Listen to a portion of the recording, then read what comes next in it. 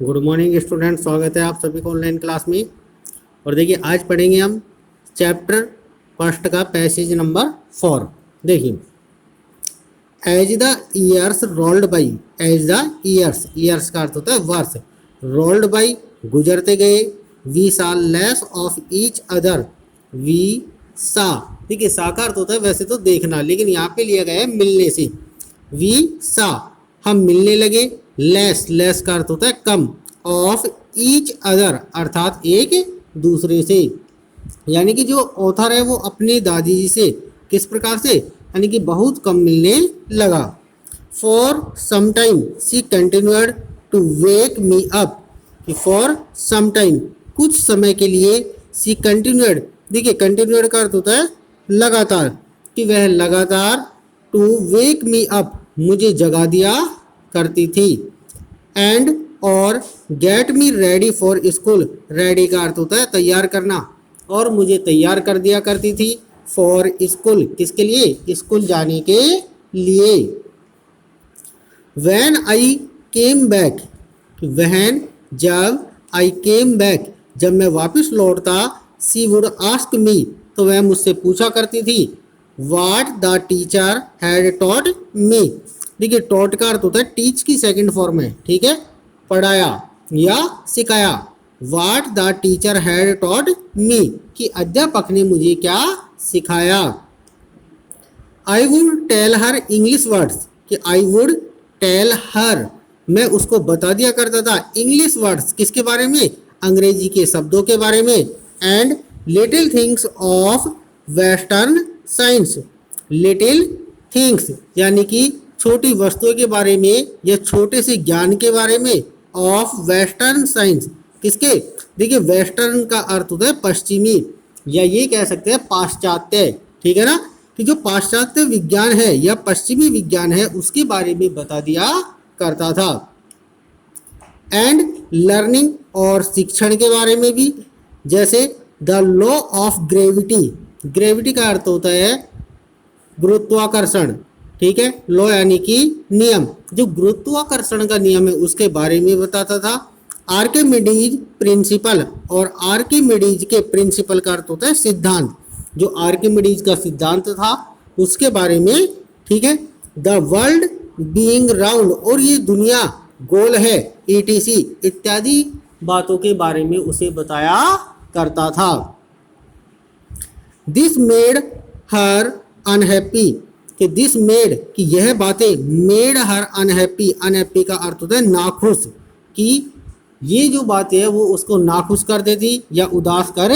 देती थी।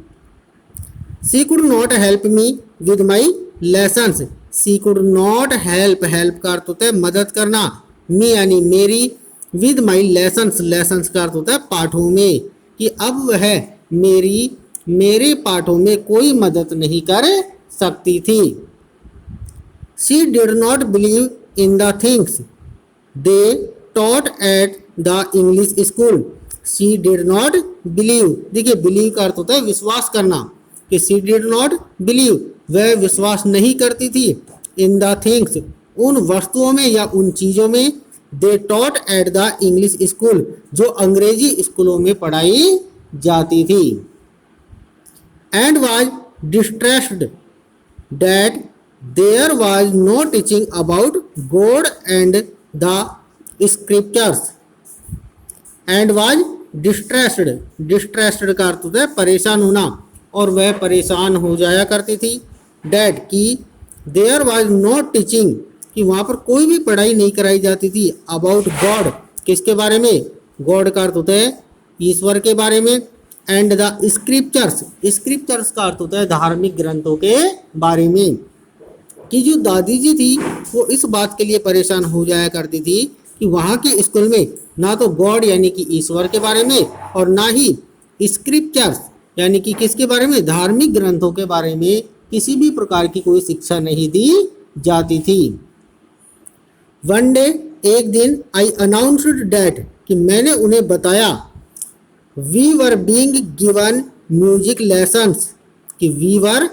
Being given music lesson, कि हमें संगीत की शिक्षा दी गई, अर्थात हमें किसके बारे में, संगीत के पाठों के बारे में बताया गया।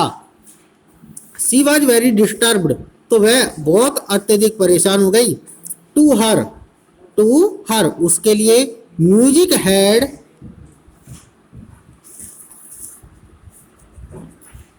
ल्यूड एसोसिएशंस, कि टू हर उसके लिए, म्यूजिक यानी कि संगीत, ल्यूड का अर्थ होता है दुष्ट, ल्यूड का अर्थ क्या होता है, दुष्ट। एसोसिएशंस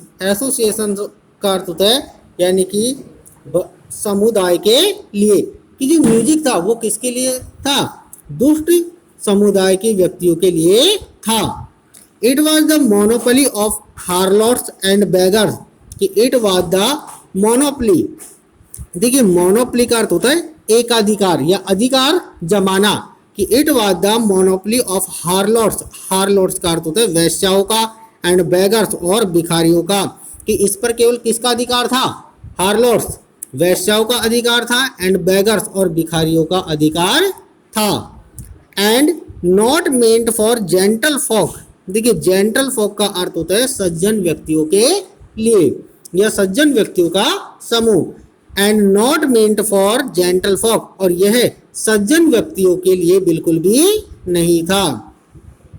शी सेड नथिंग, उसने कुछ भी नहीं कहा, बट लेकिन हर साइलेंस का अर्थ होता है खामोशी, मेंट उसका मतलब था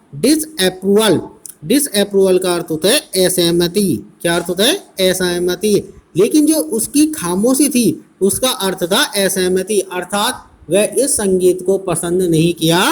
करती थी। She rarely talked to me after dad, कि शी रेयरली का अर्थ था मुश्किल से, टॉक्ड यानी कि बातें करती थी, टू मी मुझसे, आफ्टर डैड इसके बाद में, अर्थात इस घटना के बाद में वह मुझसे मुश्किल से ही बातें किया करती थी। क्लियर। इसी के साथ में हमारा जो फोर्थ पैसेज है यहीं पे समाप्त होता है। ये जो कठिन शब्दार्थ दिए गए हैं आपको अपनी कॉपियों में करने हैं, साथ में जो अंडरलाइन किए गए हैं उनको भी कॉपियों में लिखना है। इसके बाद में नेक्स्ट पैसेज पढ़ेंगे हम अगले वीडियो में। थैंक्स।